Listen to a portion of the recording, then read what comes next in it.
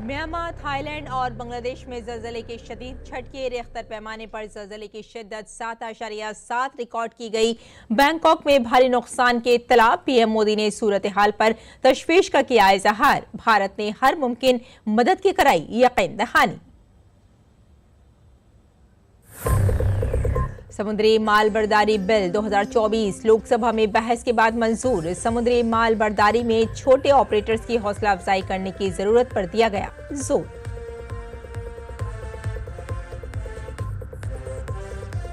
राज्यसभा में राणा सांगा के मामले पर शदीद बहस। बीजेपी अराकीन ने पार्लियामान ने कहा, मुल्क के हीरो की तौहीन करने का किसी को हक नहीं। आईएसपी रुकन पार्लियामान से मुआफी का मुतालबा। चेयरमैन ने मेंबरान पार्लियामेंट से शाइस्तगी से बर्ताव करने की अपील की।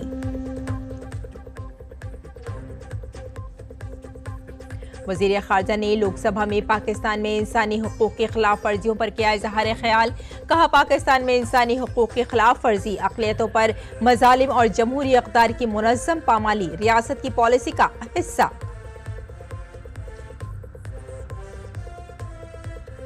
ऑक्सफोर्ड यूनिवर्सिटी में बयान पर बीजेपी ममता बनर्जी पर हमलावर। राहुल गांधी को करार दिया ममता बनर्जी का उस्ताद। कहा, ममता ने पीएम मोदी की मुखालफत करते करते मुल्क की मुखालफत शुरू कर दी है।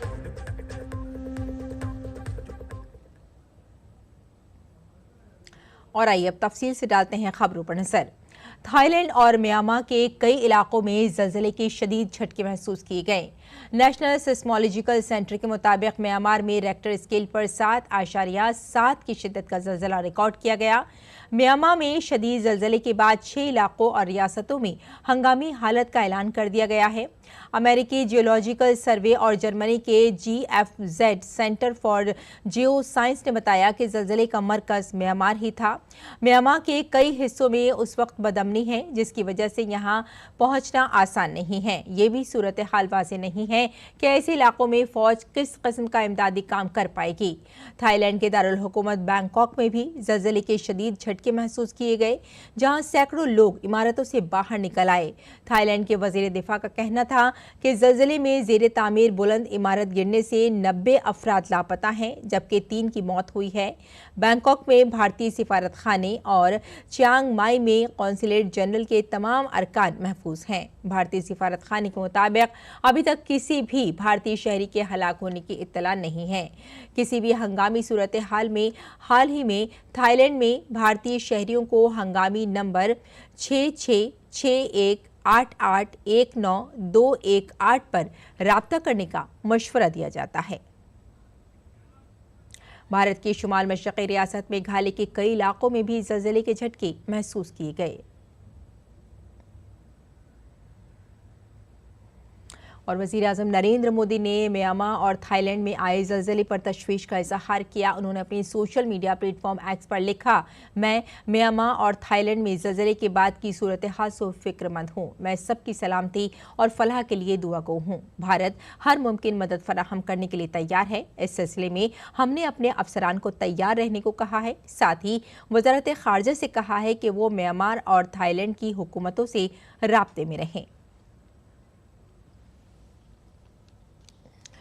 राज्यसभा में वक्फा सवालात के दौरान वज़ीर ज़राअत शिवराज सिंह चौहान ने डिजिटल क्रॉप डेटा के बारे में जानकारी दी। उन्होंने कहा कि किसानों का डेटा प्राइवेट है, वो चाहें तो शेयर कर सकते हैं और चाहें तो नहीं।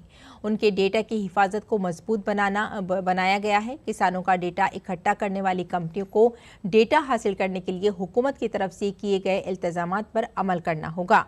उन्होंने मजीद कहा कि वज़ीर-ए-आज़म नरेंद्र मोदी की हुकूमत किसानों की आमदनी को दोगुना करने की बहुत कोशिश कर रही है और वो इस काम में कोई कसर नहीं छोड़ेगी। किसानों का डेटा जो है ये निजी डेटा है। जब तक किसान डेटा साझा करने के लिए अपनी स्पष्ट सहमति नहीं देता, तब तक इसे साझा नहीं किया जाएगा। एग्रीस्टेक सहमति का प्रावधान इसको और मजबूती प्रदान करता है। किसान को डेटा के साझाकरण पर सीधा नियंत्रण, मतलब वो चाहेगा तो सहमति देगा डाटा किसी के साथ शेयर करने की, वो चाहेगा तो सहमति नहीं देगा। किसान सहमति दे के अपनी सहमति रद्द करने का काम भी कर सकता है। और इसलिए डेटा की सुरक्षा को सुदृढ़ करने के और उनका दुरुपयोग रोकने के लिए डाटा चाहने वाली एजेंसियों को पंजीकरण के दौरान सरकार के समस्त डेटा और सुरक्षा नियमों और अधिनियमों का माननीय उपसभापति जी पालन करना ही होगा। ऐवान बाला यानी राज्यसभा की आज की कार्रवाई राणा सांगा पर हुक्मरां और अपोजिशन जमातों के दरमियान गर्मा गर्म बहस के साथ शुरू हुई। राज्यसभा की चेयरमैन जगदीप धनखड़ ने ऐवान में महज़ब तर्ज अमल को बरकरार रखने की बात की। उन्होंने कहा कि राणा सांगा एक बहादुर जंगजू थे, उन्होंने जंग में अपना एक हाथ खो दिया था। Rana Sanga was such a venerable figure. He lost his one hand, he lost his one leg, he lost half of his body fighting valiantly. And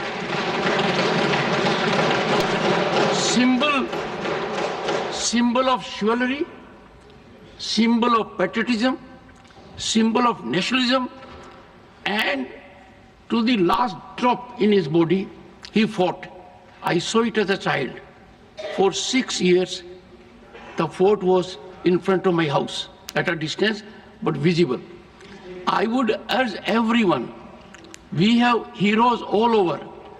We have Shivaji, we have Rana Sanga, we have Maharana Pratap, number of them and in every communities we have, every community. We have Birsa Munda, means anyone. I would therefore want this house to unanimously endorse that as members of this house, we will maintain highest rectitude when it comes to sensitive issues. इस दौरान पार्लिमानी उमूर की वजीर किरण रिजिजू ने कहा कि राणा सांगा के हवाले से दिया गया बयान अफसोसनाक है। मुल्क के हीरो की तौहीन का किसी को हक नहीं। देश का हीरो को अगर इंसल्ट करता है तो मैं नहीं मानता हूं कि ये मुद्दा सिर्फ हमारे रामजीलाल सुमन जी का अकेला का है। वो बहुत सीनियर एमपी है, हम लोग लोकसभा में भी साथ रहे हैं, कई साल पहले भी यहाँ आए हैं। इसको मैं इज्जत देता हूँ व्यक्तिगत तौर पर, एक साथी के तौर पर। लेकिन जो राणा सांगा को लेकर के जो वक्तव्य दिया, अगर यहाँ से हटा भी दिया, वो बाहर सोशल मीडिया और न्यूज़ में तो वो तो बिल्कुल चल रहा है। और सुन के किसी को कैसे मंजूर होगा जो भाषा और जिस लहजे में माननीय सदस्य जी ने राणा सांगा के बारे में बोला है। इसलिए मैं आपके बात को सहमत करते हुए मेरा तरफ से ये दरखास्त है, हम लोग आपका स्टेटमेंट को, ऑब्जर्वेशन को एंडोर्स करते हुए विशेष करके जो इंडी गठबंधन है कि नेता कांग्रेस पार्टी को भी मैं अनुरोध करता हूं, आप भी खुले तौर पर ऐसे स्टेटमेंट को खंडन कीजिए। और चेयरमैन साहब ने जो ऑब्जर्वेशन किया है, कोई भी रीजन, कोई भी जाति का नेशनल हीरो को अपमान नहीं करना चाहिए, देश में भी और इस सदन में भी। इस दौरान मरकजी वजीर पीयूष गोयल ने इस मसले पर कहा कि इस मौजू के दो पहलू हैं। रामजी लाल सुमन ने नाजेबा अल्फाज कहे हैं। पहले उन्होंने कहा, फिर दोहराया, उन्होंने मुल्क को तकसीम करने वाली बात कही। इक्वली निंदनीय है कि लीडर ऑफ द ऑपोजिशन इतने वरिष्ठ राजनेता होने के बावजूद इसको एक ऐसा ट्विस्ट देने की कोशिश कर रहे हैं जो बार बार ये करते हैं। इस सदन में कई बार हमने देखा है कि जात पात पे देश को बंटवारा करना, जात पात पर लोगों के बीच में गलत भ्रमित करना, फॉल्स नैरेटिव बनाना, ये जो खड़गे जी का बार बार करने की कोशिश होती है वो भी उतनी ही निंदनीय है। अब समय आ गया है दुनिया को, देश को इस सदन से एक मैसेज जाए, इस सदन से एक आवाज गूंजे कि पूरा सदन एक आवाज में, एक स्वर में रामजी लाल सुमन जी के वाक्य को, उनके जो बात उन्होंने कही है उसको कंडेम करता है, उसको निंदनीय मानता है। इस दौरान बीजेपी के सीनियर रुकन पार्लियामेंट राधा मोहन ने कहा कि रामजी लाल सुमन ने जो कुछ भी कहा उन्होंने बहुत गौर फिक्र के बाद कहा और उन्हें इसके लिए माफी मांगनी चाहिए। अगर ये स्पष्टीकरण दिया होता कि मैं ऐसा नहीं कहना चाहता था और कह दिया होता कि मैंने जो कुछ कहा मैं उसके लिए शर्मिंदगी महसूस करता हूं और पूरे देश से माफ़ी मांगता हूं, बातें उसी दिन ख़त्म हो गई होती हैं। आश्चर्य की बात है माननीय सांसद जी का बयान आया, मैं मरते मरते मर जाऊंगा लेकिन मैं अपनी बात वापस नहीं लूंगा। जब तक जीवित रहूंगा तब तक मैं इस बात को वापस नहीं लूंगा। यह बताता है कि जो कुछ उन्होंने कहा था सोच समझ के कहा था, होशो हवास में कहा था, नियोजित तरीके से कहा था, और यह जो संपूर्ण इंडी ठगबंधन है, यह इस इंडी ठगबंधन की मानसिकता को द्योतक करता है। वज़ीर ख़ारजा एस जयशंकर ने एक बार फिर अक़लियतों के साथ पाकिस्तान के नारवा सलूक को बेनकाब किया। लोकसभा में एक सवाल के जवाब में वज़ीर ख़ारजा ने कहा कि भारत इस मामले को बैनुल-अक़वामी सतह पर लगातार उठा रहा है। पाकिस्तान एक ऐसा मुल्क है जहाँ इंसानी हकूक़ की पामाली, अक़लियतों पर जुल्म व सितम और जमहूरी अक़दार का मुनज़्ज़म इन्हतात रियासती पॉलिसियाँ हैं। उनका मज़ीद कहना था कि अगरचे एक बुनियाद परस्त कौम की ज़हनियत को तब्दील नहीं किया जा सकता, लेकिन मजहबी जुल्म सितम का सामना कर रही अक़लियतों के मामलात पर करीबी निगाह रखते हैं। We track it very closely. We take it up and we take it up at the international level also. Again, to give two recent examples, sir, in the month of February, our representative at the UN Human Rights Council pointed out that Pakistan is a country where, I quote him, where human rights abuses, persecution of minorities, and systematic erosion of democratic values are state policies. They constitute state policies which brazenly harbors UN-sanctioned terrorists, and Pakistan is in no position to lecture anyone. Instead, Pakistan should focus on providing actual governance and justice to its own people. Our ambassador in the UN General Assembly also just 2 weeks ago underlined the fanatical mindset of Pakistan, which he said was very well known, and its record of bigotry. So we are taking it up at the international level. वज़ीर ख़ारजा doctor S Jaishankar के parliament में बयान पर कांग्रेस के रुकन parliament Shashi Tharoor ने कहा कि वज़ीर ख़ारजा का बयान मुकम्मल तौर पर हक़ाइक़ पर मबनी है। उन्होंने कहा कि हमारे पड़ोसी मुल्क में इंतहाई परेशान कुन सूरत हाल है। जो मंत्री ने कहा ये तो फैक्चुअल है, मतलब उन्होंने काफ़ी फैक्ट्स डिटेल्स देके, आंकड़े भी देके उन्होंने बताया कि ये सब हो रहा है, पिछले महीने में पाकिस्तान में ये सब हुआ। मेरे ख्याल में ये उसको प्रश्न मिला, जवाब उसने फैक्चुअल तरीके से दे दिया। इसमें कोई मेरे ख्याल में राजनीतिक विवाद लेने की कोई ज़रूरत नहीं है, बिल्कुल स्ट्रेट फॉरवर्ड बात है। अभी तो हम जो देखे हैं, उन्होंने कहा कि हम अंतर्राष्ट्रीय स्थापनों में जैसे यूनाइटेड नेशंस में ये विषय को उठाते हैं, लेकिन डायरेक्टली तो हम आजकल पाकिस्तान के साथ संपर्क में नहीं है। मेरे ख्याल में ये शायद एक एडिशनल तरीके होंगे हमारी चिंता को उनके मन पर पहुंचाने के। जैसे कि बांग्लादेश में उन्होंने कहा कि हम लोग बांग्लादेशियों से डायरेक्टली बताए हैं कि हमारी चिंता क्या है, उससे तो ज़्यादा इफेक्टिव हो, ज़्यादा असर पड़ता है। आगे बढ़ते हैं। मगरबी बंगाल की वज़ीर आला ममता बनर्जी के गैर मुल्की सरजमीन पर तबसरे ने एक तनाज़ा खड़ा कर दिया है। दरअसल ममता लंदन में ऑक्सफोर्ड यूनिवर्सिटी के कैलॉग कॉलेज में तकरीर करने गई थी। तकरीर के दौरान स्टूडेंट्स फेडरेशन ऑफ इंडिया के तलबा लीडरों ने ममता से आरजीकर मेडिकल कॉलेज से मुताल्लिक़ मामले पर सवाल किया और उनकी तकरीर पर एहतिजाज भी किया।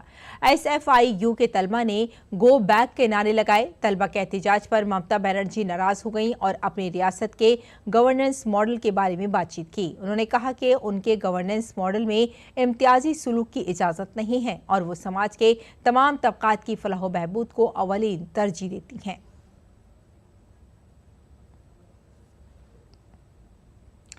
SFIU ने मुजाहिरों की जिम्मेदारी लेते हुए एक बयान में कहा कि उन्होंने ममता के झूठ की मुखालफत की और समाजी तरक्की के सबूत का मुतालबा किया, जिसकी क़यादत करने का दावा ममता करती हैं। तलबा कायदीन ने अपने बयान में कहा कि उन्होंने ममता बनर्जी और TMC की बदउनवानी और गैर जमहूरी हुक्मरानी के खिलाफ आवाज़ उठाई है।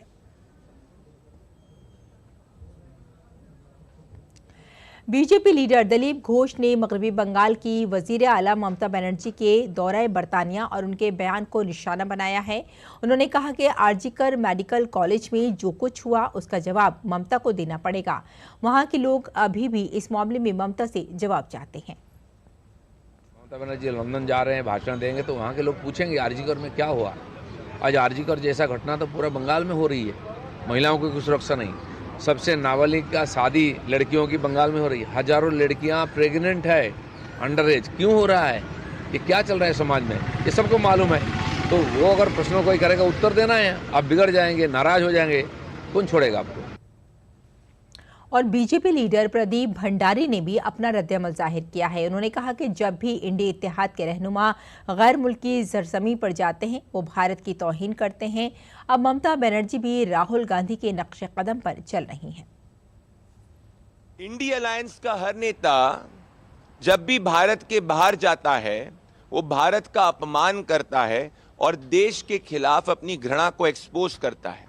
राहुल गांधी पूर्व में कई बार ऐसा कर चुके हैं और अब ममता बनर्जी राहुल गांधी के कदमों पर आगे बढ़ चुकी है। जब एक इंटरव्यूअर ने लंदन में ये पूछा कि भाई भारत प्रधानमंत्री नरेंद्र मोदी जी के अंडर में तीसरी सबसे बड़ी अर्थव्यवस्था बनने वाला है और यूके नंबर 6 की अर्थव्यवस्था है और 2060 तक सबसे बड़ी अर्थव्यवस्था भारत होगा, तो ममता बनर्जी बोलती है नहीं, मैं इससे अग्री नहीं करती। आज ये स्पष्ट हो चुका है कि भले वो ममता बनर्जी हो या राहुल गांधी हो, इनके जहन में भारत के प्रति घृणा है। दरियासना मगरबी बंगाल असेंबली में अपोजिशन लीडर शुभेंदु अधिकारी ने गवर्नर सीवी बोस से मुलाकात की। आनंद बोस को एक खत लिखा गया जिसमें उनसे दरख्वास्त की गई है कि वो मगरबी बंगाल की हुकूमत को मालदा जिले के मोथाबारी में सनातनी हिंदुओं के तहफ़्फ़ुज़ के लिए CAPF को तैनात करने की हिदायत दें। दरअसल मगरबी बंगाल में फ़िरका वाराना तशद्दुद की वजह से ममता हुकूमत एक बार फिर सवालों के घेरे में है। मगरबी बंगाल के मालदा जिले के मोथाबारी इलाके में फ़िरका वाराना कशीदगी ने पुरतशद्दुद रुख इख्तियार किया है। शरपसंदों ने कई दुकानों और मकानात को निशाना बनाया, खासतौर पर हिंदुओं की दुकानों और घरों पर हमले किए गए। मरकजी वजीर सुकांता मजुमदार ने मालदा तशद्दुद को लेकर ममता बनर्जी पर हमला किया है। सुकांता मजुमदार ने कहा कि पुरतशद्दुद हुजूम ने हिंदुओं के घरों और दुकानों में तोड़फोड़ की, जबकि ममता बनर्जी की हुकूमत खामोश तमाशाई बनी रही।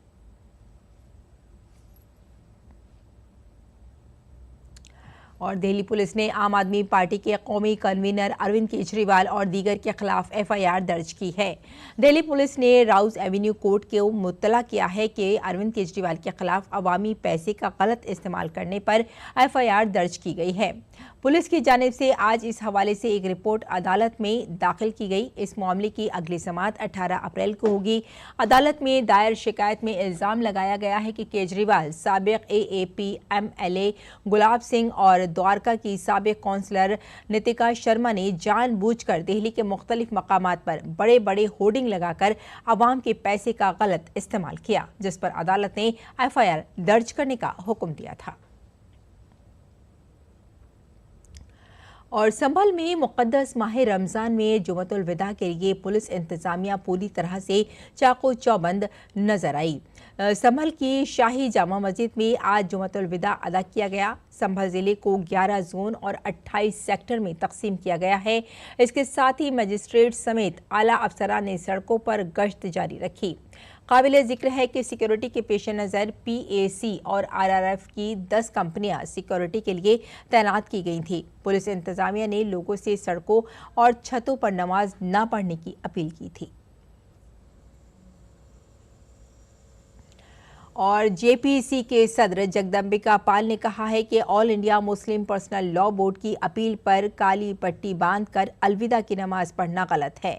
उनका कहना है कि यह एहतजाज वक्फ तरमीम बिल के खिलाफ है, लिहाजा रमज़ान के मुक़द्दस महीने में स्याह पट्टी बांधकर अल्लाह की इबादत करना दुरुस्त नहीं है। हमारे नुमाइंदे शैलेंद्र मिश्र ने इस मामले पर जगदम्बिका पाल से बात की। JPC के चेयरमैन जगदम्बिका पाल हमारे साथ हैं। वक्फ बोर्ड पर जो JPC बनी थी, सर अब all India Muslim personal law board कर रहा है कि अलविदा नमाज काली पट्टी पहन कर करें। देखिए, अलविदा की नमाज एक पूरे रमज़ान के महीने में सबसे पवित्र दिन उनके लिए होता है।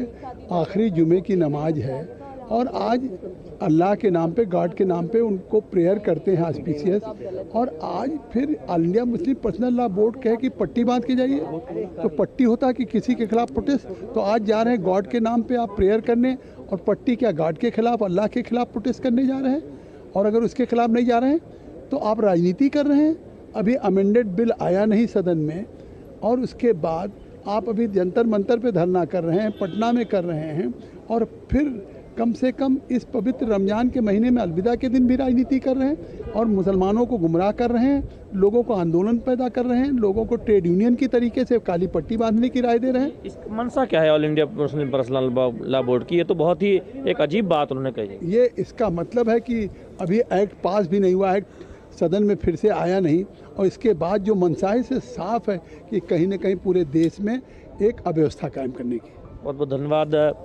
जेपीसी के चेयरमैन जगदम्बिका पाल कह रहे हैं कि all India Muslim personal law board ने जो कहा है ये कतई उचित नहीं है, बेहद अनुचित है और वो अव्यवस्था फैलाना चाहते हैं। कैमरामैन राणा के साथ शैलेंद्र मिश्र, डीडी न्यूज, दिल्ली। और रूसी सदर व्लादिमीर पुतिन इस साल भारत का दौरा करेंगे। 2022 में रूस यूक्रेन तनाज़ा शुरू होने के बाद से ये उनका पहला भारत का दौरा होगा। रूस के वजीर खारजा सरगेई लारोफ ने जुमेरात को मॉस्को में पुतिन के भारत दौरे के बारे में जानकारी दी। रूस के वजीर खारजा सरगेई लारोफ ने कहा कि पुतिन के दौरे भारत की तैयारियां जारी हैं। हालांकि उन्होंने कोई मखसूस तारीख नहीं बताई है। ये दौरा जून के बाद 23वें हिंद रूस सरबराही इजलास के एक हिस्से के तौर पर मुतवक्के है और इसमें दिफा, तिजारत और बैनुल-अक़वामी सूरत हाल पर तबादला ख्याल किया जाएगा। दोनों रहनुमा जो 2024 में 2 बार मिल चुके हैं, आलमी तब्दीलियों के दरमियान स्ट्रेटेजिक शराकतदारी को मजीद गहराना चाहते हैं, जबकि वज़ारत ख़ारजा ने अभी तक कोई बाज़ाब्ता बयान जारी नहीं किया है। ज़राए का कहना है कि तारीखें ज़ेर बहस हैं क्योंकि ये पुतिन मोदी सरबराही इजलास के लिए तयशुदा दौरा है जो हर साल दोनों ममालिक में यके बाद दीगरे मुनक़्क़िद होता है। और इंडियन प्रीमियर लीग में आज शाम रॉयल चैलेंजर्स बेंगलुरु और चेन्नई सुपर किंग्स की टीमें चेन्नई में आमने सामने होंगी। दोनों टीमें अपने पहले मैच जीत चुकी हैं। आरसीबी ने अपने पहले मैच में कोलकाता नाइट राइडर्स को शिकस्त दी थी, जबकि चेन्नई सुपर किंग्स ने अपने पहले मैच में मुंबई इंडियंस को शिकस्त दी थी। ताहम चेन्नई की टीम घर पर काफ़ी मजबूत रही है। आरसीबी 2008 से सीएसके को हराने में कामयाब नहीं हो सका है। पिछले सीजन में दोनों टीमें 2 बार टकराईं, जहां दोनों ने एक बार कामयाबी हासिल की थी। तो नाज़रीन, खबरनामे में फिलहाल इतना ही। इजाजत दें, आदाब।